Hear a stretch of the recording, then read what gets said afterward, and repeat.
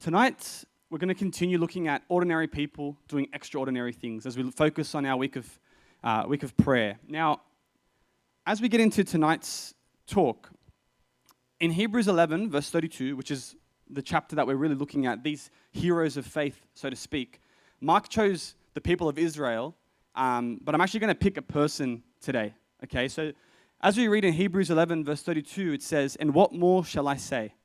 I don't have the time to tell about Gideon, Barak, Samson, and Jephthah, about David and Samuel and the prophets." Right? So this is Paul speaking in Hebrews saying, I don't have time to talk about all these people, right? He says, who through faith conquered kingdoms, administered justice, and gained what was promised.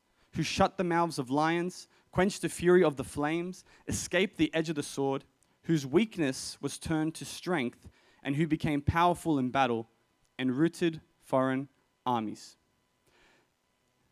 Who is Barak? So Barak was one of the guys that were mentioned there. And he didn't have time to talk about them. But tonight we have time. And that's who we're going to be focusing on tonight. Now, who is Barak? So it's not Barack Obama, for anyone who's thinking of that guy. But Barak was a really interesting character. And he's found way back in the Old Testament in the time of Judges. Now, Judges is before kings. So they didn't have kings in Israel at this time. They had judges. And anyone who thinks the Bible is against women, it's not true, because at that time, Deborah was in charge. She was the judge. Okay, so there was a woman in power. The Israelites had fallen again into wicked ways, and they were actually in the hands of the Canaanites. They didn't have freedom at that time. So the context of the story of Barak is they're living in a place where the society of Israel is no longer the same as what it used to be. They're living in a time where things are not as good as they should be, where people are not as moral as they used to be. I don't know if you can think about a society that brings to mind that people don't care about respecting their parents anymore, a society where people cheat on their partners and it doesn't mean anything, society where people are murdered in the streets for nothing. I don't know if you can think of a society like that one. But that was the society that was happening in this context in the time of Barak.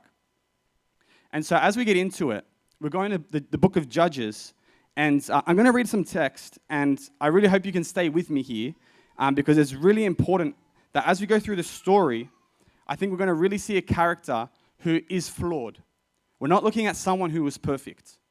And I think that's really important. Like Mark said yesterday, we're flawed people, but yet God will still use us. And he also talked about the joy that we can find, but we need to be able to go in the deep end, even though we might think it's scary. And so as we look tonight, in verse 6, it says, she sent and summoned Barak. Now she is Deborah. Okay, so that's the context here. So Deborah sent and summoned Barak, the son of Abinoam, from Kadesh Naphtali, and said to him, has not the Lord, the God of Israel, commanded you, go gather your men at Mount Tabor, taking 10,000 from the people of Naphtali and the people of Zebulun. Now, in verse 6, we see that she's gone and sent Barak. Now, often at times we'll see characters in the Bible and they'll have a nice title. Barak, the great soldier, or, general of the army, Barak. Barak has no title here. He's just the son of someone. Son of Abinoam, if you want to put it that way, right? So we don't really know the story of Barak. We don't know where he comes from. We don't know if he's a general. We don't know if he's an army, a lieutenant, a warrior. We don't know nothing about Barak. All we know is that he has enough connections to get 10,000 people to go to war with him. That's about as much as we know about the guy. But what's really interesting is it says, has not the Lord, the God of Israel, commanded you, go gather your men at Mount Tabor? So what Deborah's saying to him, I'm not the one commanding you to go. God is commanding you, I'm telling you. Okay, so that's what's happening in verse 6. Let's continue. Verse 7, it says, I will draw out Sisera, the general of Jabin's army. This is the enemy, right? These are the enemy that have captured the Israelites and have been ruling them in Canaan. And it says, I will draw out Sisera, the general of Jabin's army, to meet you by the river Kishon with his chariots and his troops, and I will give him into your hand. See, in verse 6 says, God has commanded you to get the people and go. But verse 7 says, I will draw the enemy out, and I will give him into your hand.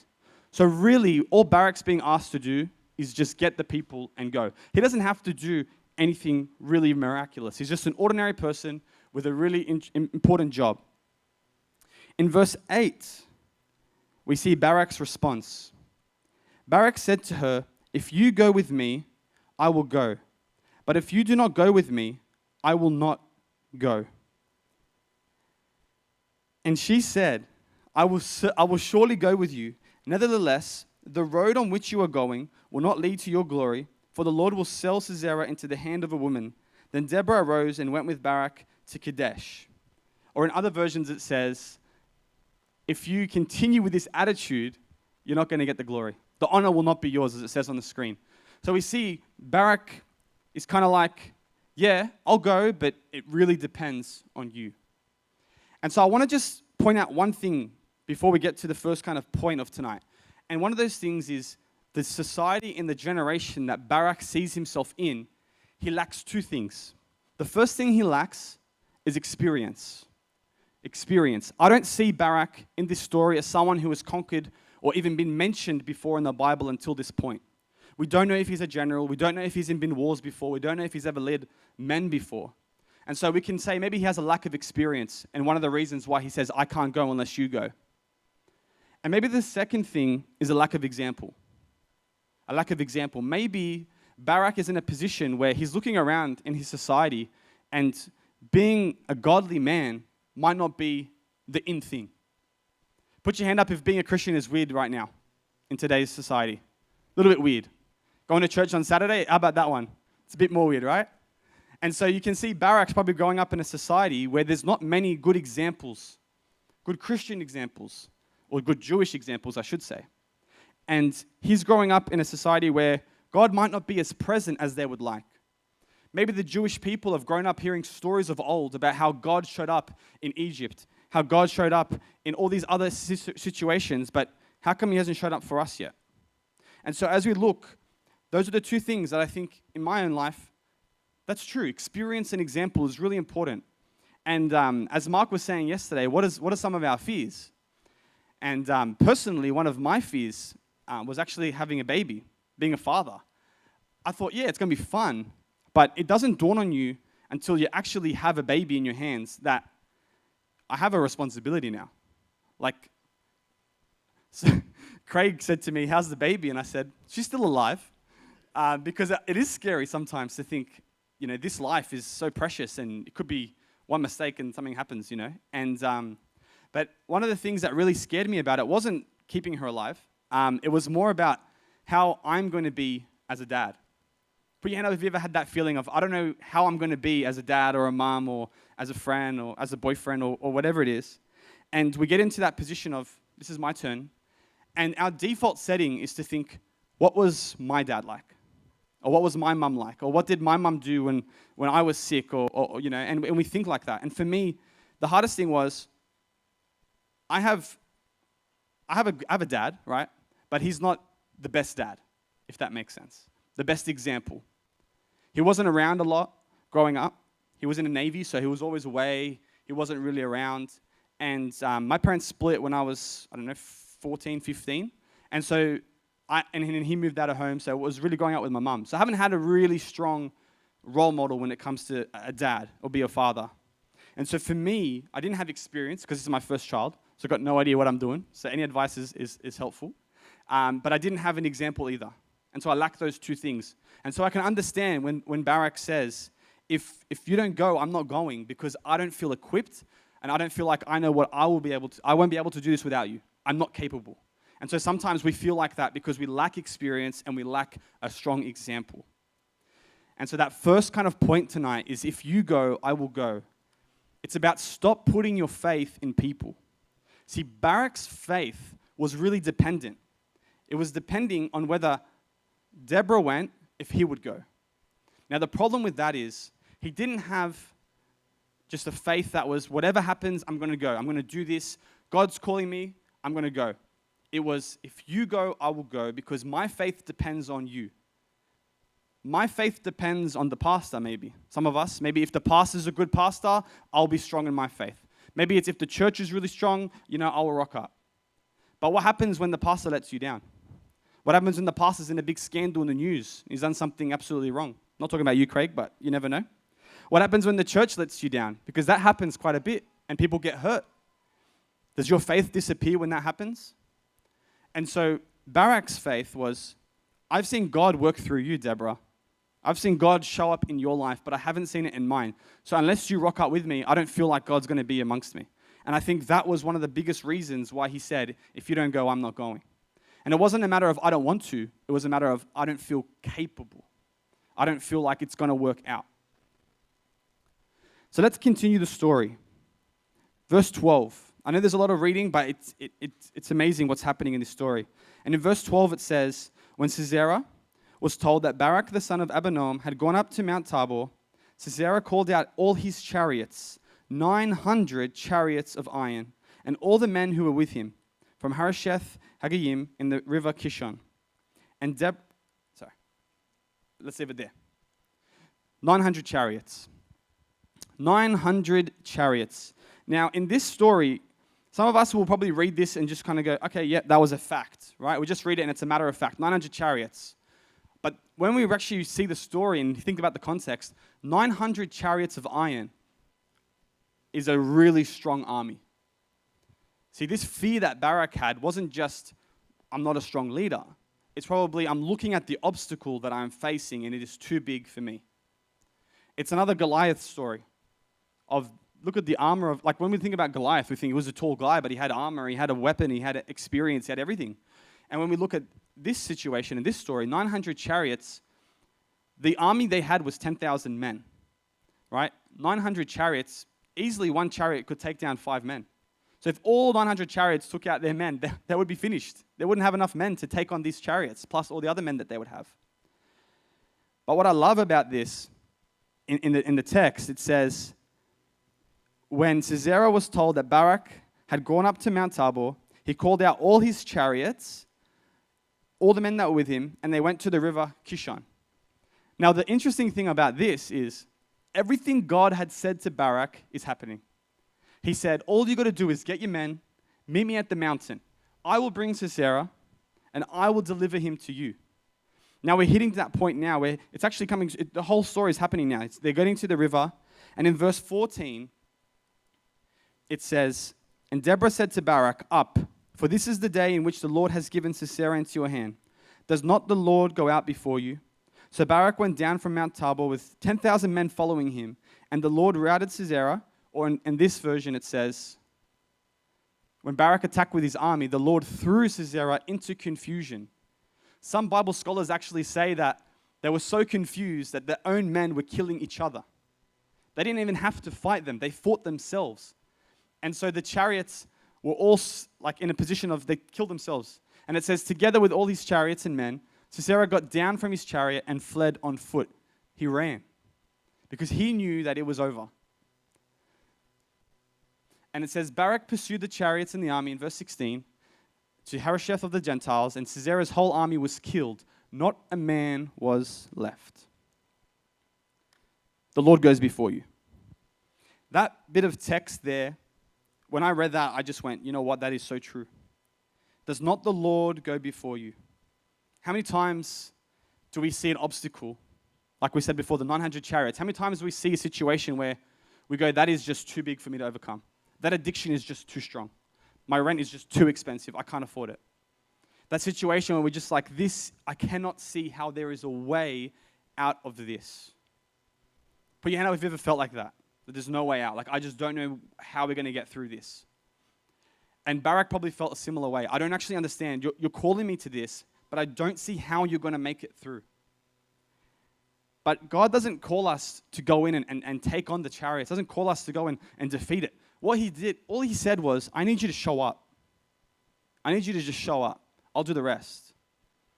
God will make a way, right? God will make a way. He says, the Lord has given him into your hand. Does not the Lord go out before you? How many times do we think, this is not going to work out? This relationship, this job, anything in our lives, we just think it's not going to work. But don't you think God has already planned out what's going to happen? Don't you think God already knows that you're going to come up against that obstacle, and maybe he's put that obstacle in your way for a reason, or maybe he's saying, just go, just show up, and I'll take it. You know, I was speaking to Danny last week, and we're talking about like some financial goals and things of the year, and we're like calculating, and when you do finances, you calculate to the dollar, right? And you're like, we're going to have this much money, and we can do this, and we can do that. And I said to her, you know what? You never know. God might just throw a spanner in the works and do something miraculous. And we just started thinking about it. We're like, you know what? It's true. Sometimes you have everything planned out, and God just changes it, flips the script, and He does something completely different. And so it's so important to remember that God will go before He even calls you. He will have everything ready. All you got to do is show up. And so as we continue the story, what's really interesting is we're going to skip a couple verses, and we find Sisera, the guy that fled on foot. We find him in Jael's tent. Now, I don't know if anyone knows who Jael is, but she's really ruthless. I think that's the best word I can use, appropriate word. There's other words that you could probably use, but she's, really ruthless. And it reads in verse 21, it says, "But Jael, the wife of Heber, took a tent peg and took a hammer in her hand. Then she went softly to him and drove the peg into his temple until it went down into the ground while he was lying fast asleep from weariness. So he died." So I don't know if she was a pathfinder, probably was, right? She had really good technique, straight into the ground. But she was merciless, right? Now, the funny thing about Jael is she is the prophecy fulfilled, right? What happened when Barak didn't say, "I'll go straight away"? He said, "I'll only go if you go." She said, "The honor will not be yours, it will be a woman's." And so as we come to this verse, we finally see that come to fruition. We see that she is the one that takes his life. And in verse 22, the irony comes in. It says, "Just then Barak came in pursuit of Sisera." He's still looking for him. Because in those days, the war wasn't actually over until the general was dead, right? And Jael went out to meet him. "Come," she said, "I will show you the man you're looking for." Right? She was a funny girl, maybe. I don't know. So he went in with her, and there lay Sisera with the tent peg through his temple, dead. Church, one of the biggest things I want to really let you take away tonight is it's so important to have faith without conditions. When Barak went into this whole situation, his faith was conditional. It was dependent on whether or not Deborah was with him. "I'm not doing this without you. I can't." But how important is it to have faith that doesn't have those kind of conditions? A faith where it's like, even if you say something and does not make any human sense to me, I'm going to go in because I know that you've shown up in the past and I know that you'll show up in the future. How important is it for us to go from a faith of what if, right? That what if kind of faith. But what if it doesn't work out? What if I lose my job? What if everyone hates me? What if I lose that relationship? Will I find someone who will love me ever again? What if I lose my job? Can I pay the bills? What if I have to tell them I can't work Saturday? Will I lose my job, and will that be really hard for me to work out? What if you don't show up like you did last time? What if everything that I want isn't what you want for me, right? All these what ifs that we have, and that faith can be so thin because everything that we put on it, all that pressure, just ruining our faith. But what if we had an even if faith? The faith of Meshach, Shadrach, and Abednego, that kind of faith, right? The faith that even if our God doesn't save us from the fire, we still won't bow down to your statue. That kind of faith where even if I lose my job, even if I lose my marriage, even if my kids don't love me, even if I can't pay the bills this month, I'll still follow you. That's the faith that we need.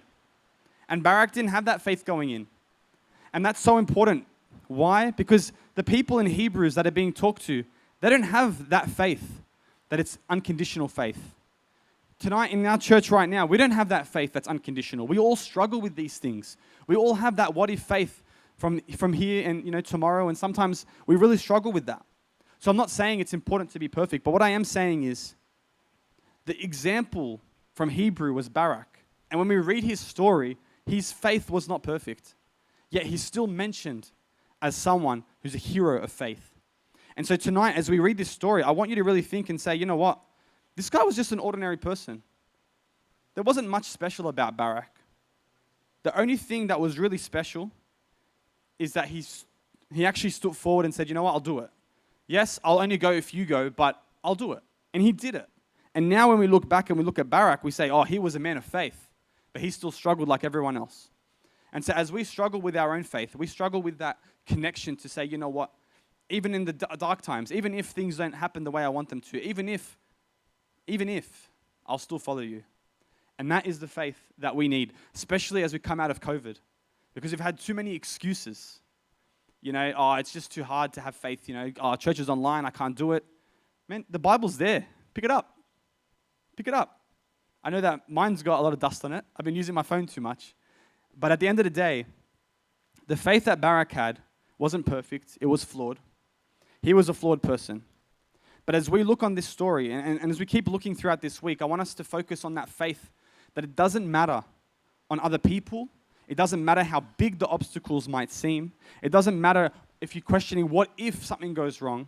We have that faith no matter what it is, no matter how big it is, no matter how many people let me down, no matter how many times I'm going to think in my head all the different scenarios and play them out in my head. Even if the worst possible thing were to happen, I would still have that faith. That is the faith that we need, church. Thank you.